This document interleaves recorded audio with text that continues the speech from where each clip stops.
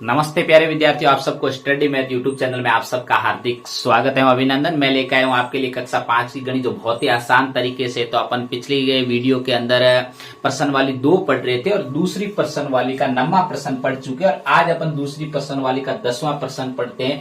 पहले प्रश्न को समझेंगे, प्रश्न में क्या पूछा है, और उसके बाद में अपन के पास में जो जो दे रखा है और जोड़ बाकी उनको अपन सरल करेंगे। अब देखिए, चलिए आइए देखते हैं अपन सबसे पहले प्रश्न में क्या देखता है। पढ़िए कि भारतीय अंकों के साथ जोड़ घटाव कीजिए। सबसे बड़ी बात तो यह है कि आपको यह पता होना चाहिए कि भारतीय अंकों में गिनती को कैसे या अंकों को कैसे लिखा जाता है। तो सबसे बड़ी बात तो यह है, तो सबसे पहले मैं आपको लिखवा देता हूं कि भारतीय अंक, जो भारतीय अंक होता है उसको हम देवनागरी लिपि के भी नाम से जानते हैं। तो भारतीय अंक, जो भारतीय अंकों को कैसे लिखा जाता है, तो ये सबसे बड़ी बात है।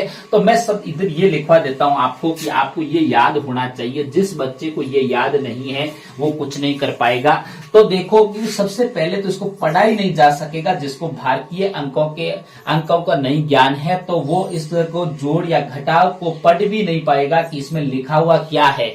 करने की तो दूसरी बड़ी बात होती है। तो आपको ऐसे ऐसे प्रश्न आपके कक्षा बोर्ड के अंदर बिल्कुल इसी प्रकार आपकी 2 जोड़ आएगी और 2 घटाव आएगी। तो आपको इन भारतीय अंकों का बिल्कुल आसानी से ज्ञान होना चाहिए और जिसको याद नहीं है वो याद कर लेना। तो इधर देखिए, चलिए आइए अपन सबसे पहले एक को भारतीय अंकों के अंदर इस प्रकार लिखा जाता है। ध्यान से देखना, 2 को भारतीय अंकों में किस प्रकार लिखा जाता है।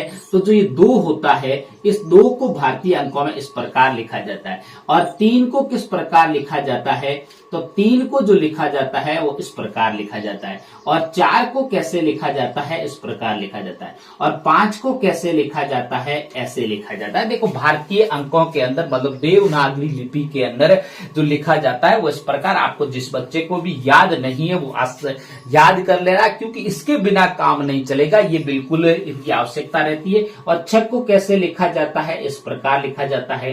7 को कैसे लिखा जाता है, ऐसे लिखा जाता है। 8 को कैसे लिखा जाता है, इस प्रकार लिखा जाता है। 9 को कैसे लिखा जाता है, ऐसे लिखा जाता है। और 10 को कैसे लिखा जाता है, इस प्रकार। तो ये आपको भारतीय अंकों के अंदर गिनती कम से कम 10 तक आनी चाहिए। जिसको 10 तक आएगी वो अपने आप सारा काम कर लेगा। तो ये आपको अगर याद किसी बच्चे को नहीं है तो वहां से याद कर लेना। अब चलिए आइए देखते हैं अपन 10वें क्वेश्चन का, जो भारतीय अंकों में जोड़ घटाव करना है। इसका पहला अपन पॉइंट देखते हैं कि इसके अंदर क्या करना है। चलो, पहले पॉइंट के अंदर जोड़ करना है। क्या करना है, जोड़ करना है। जोड़ आप सबको पता है कि किधर इकाई के अंक की तरफ से शुरुआत की जाती है, इकाई के अंक की तरफ से अंकों को जोड़ना शुरू किया जाता है। चलिए देखते हैं कि 8, सबसे पहले कितना लिखा हुआ 8। जिस बच्चे को नहीं याद है वहां से देख सकता है कि 8 को इस प्रकार लिखा जाता है। तो ये 8 और नीचे जो संख्या लिखी वो 4 लिखी। 8 और 4 को जोड़ना, जिस बच्चे को ऐसे नहीं जोड़ना आता वो लाइन खींच के भी जोड़ सकता है। देखो, 8 और 4 कितने होते हैं, 12। कितने होते हैं, आपको आंसर भी भारतीय अंकों के अंदर ही देना है। 8 और 4 12 और हासिल कितनी लगी, 1 लगी। कितनी लगी, 1 लगी। समझ में आ रही है ना मेरी बात है। अब देखो, ये लिखा हुआ 6 और आपके पास में कितना आया है, 5। 6 और 5 कितना होता है, 11। 11 और 1 हासिल कितना होता है, 12। कितना होता है, 12। और हासिल कितनी लगी, 1। कितनी लगी, 1। जिस बच्चे को इस प्रकार नहीं करना आता वो जैसे लाइनें खींच के भी कर सकता है। 1 2 3 4 5 6 लाइनें खींची, फिर 5 1 2 3 4 5, फिर टोटल गिनना है 1 2 3 4 5 6 7 8 9 10 11 और ये 11 और 1 हासिल को साथ में जोड़ना है तो ये 12 हो गए। कितने हो गए, 12। और 12 का 2 यहाँ पे लिखा और हासिल ऊपर 1 चलेगी अगले वाले अंक पे। अब देखिए, चलिए आगे चलिए। तो ये 5 और ये 3 लिखा हुआ है। तो 5 और 3 कितना होता है, 8 होता है। 8 और 1 हासिल कितना होता है, 9। कितना होता है, और 9 को इस प्रकार लिखा जाता है। आप देखिए कि अगला अंक देखिए कि 2 2 और 4 कितने होते हैं, 6। और 6 को किस प्रकार लिखा जाता है, इस प्रकार लिखा जाता है। चलो, पहली जोड़ अपनी कंप्लीट होगी भारतीय अंकों की। मुझे उम्मीद है कि आपको अच्छे से समझ में आई होगा। और आपको बड़ी बात तो ये है कि ये भारतीय अंकों में जिसको गिनती नहीं आती है वो गिनती जरूर याद कर ले, क्योंकि उसके बिना ये काम होगा नहीं। चलो देखिए, अगला देखिए, दूसरा क्या है, दूसरा है कि इसके ऊपर 7 लिखा हुआ है। 7 और 1 कितना होता है, 8 होता है। और 8 को किस प्रकार लिखा जाता है, इस प्रकार लिखा जाता है। अब देखो, अगला अंक कौन सा है, 5। कितना है, 5 और 6 कितना होता है, 11। और 11 का 1 और हासिल कितनी लगी अगले वाले अंक पे, 1। अब देखिए अगला देखिए 3, 3 और 8 कितने होते हैं 11, और 11 और एक हासिल कितना होता है 12, कितना होता है 12, और अगले वाले अंक पे एक हासिल लगी। अब देखिए अगला देखिए, ये लिखा हुआ 4 और ये लिखा हुआ 2, 4 और 2 कितने होते हैं 6, 6 और एक हासिल कितना होता है 7, कितना होता है 7। दूसरी बात यह है कि जब भी इस अंकों को आप जोड़ते हो और लिखते हो उस समय एक पंक्ति के नीचे आना चाहिए, बिल्कुल एक दूसरे की पंक्ति के नीचे। इधर उधर कर दोगे तो फिर आपकी गड़बड़ हो जाएगा, फिर गलत होने का चांस रहता है। अब देखिए अगला देखो, तीसरा करते हैं। मुझे उम्मीद है कि आपको दूसरी जो जोड़ है वो अच्छे से समझ में आई है। चलो देखिए अगला देखिए कि इसके अंदर 3 और 6 कितने होते हैं 9, कितने होते हैं 9, तो ये 9 लिख दिया। और उसके बाद में 7 और 2 कितने होते हैं 9, कितने होते हैं 9, तो ये देखो 9 लिखा। और उसके बाद में 8, 8 और 6 कितने होते हैं 14, कितने होते हैं 14, 14 का 4 और हासिल कितनी लगी 1। अब देखो यहाँ पे लिखा हुआ 8, 8 और ये कितने होते हैं 9, 9 और एक हासिल कितना होता है 10, कितना होता है 10। समझ में आ रही है ना मेरी बातें। अगला देखिए चौथा अपन की जोड़ देखते हैं, भारतीय अंकों की चौथी जोड़। बहुत ही आसान तरीके से मैं समझाऊंगा आपको, बस आप हमारे साथ जुड़े रहिए। मैं बोर्ड कक्षा का जो ये 5वीं बोर्ड का कोर्स है, एक एक प्रश्न आपको करवाऊंगा बहुत ही अच्छी तरीके से। जो बच्चा मेरे से नहीं जुड़ा है वो मेरे चैनल से जुड़िए और आप समझने की कोशिश करें। बहुत ही सरल से सरल तरीके से एक एक प्रश्न करवाऊंगा मैं आपको। अब देखिए, और किसी को भी समस्या हो तो मेरे कमेंट में जरूर बताएं, मेरे वीडियो के नीचे, उससे संबंधित भी मैं आपकी समस्याओं का समाधान करूंगा। अब देखिए कि अगला देखिए सातवां नहीं सॉरी चौथा। चौथे में क्या है, अगला इकाई के अंक की तरफ से शुरुआत करते हैं। 7 और 2 कितने होते हैं 9, कितने होते हैं 9। अब देखिए अगला 5, 5 और 1 कितना होता है 6, कितना होता है 6। अब देखिए 5 और 1 कितना होता है 6। उसके बाद में 4 और 8 कितने होते हैं 12, 12 का 2 और हासिल लगी 1। अगला देखिए 3, 3 और 4 कितने होते हैं 4 और 3 7 होते हैं, 7 और एक हासिल कितनी होती है 8, कितना होता है 8। अब देखिए उसके बाद में अपन की जोड़े कंप्लीट होगी, चारों की चारों 1 2 3 और 4, 4 जोड़े भारतीय अंकों के अंदर अपन ने कंप्लीट कर ली है। अगली देखिए कि अपन के जो 5वें से शुरुआत होती है, 5वें से लेके 8वें तक, वो अपनी घटाव है। क्योंकि अपन के आपके सामने चिन्ह सब में पड़ा है, चिन्ह आपको सबको पहचान आता है कि घटाव का चिन्ह किस प्रकार का होता है और जोड़ का चिन्ह किस प्रकार का होता है। चलिए आइए देखिए अपन घटाना शुरुआत करते हैं बहुत ही आसान तरीके, जैसे जैसे जोड़ेगी इसी प्रकार अपन बहुत ही आसान तरीके से घटाव भी इसके करेंगे। चलिए देखते हैं कि इसका 8 में से 5 कितना घटाना है। 8 में से 5 आसानी से घटा सकते हैं, क्योंकि घटाव में हमेशा बड़ी संख्या ऊपर होती है और छोटी संख्या नीचे होती है। अब देखिए कि घटाते समय आपको क्या करना है। अगर जिस बच्चे को सीधा घटाना नहीं आता वो लाइनें खींच के घटा सकता है। 8 में से 5 गए, पीछे बचे 3।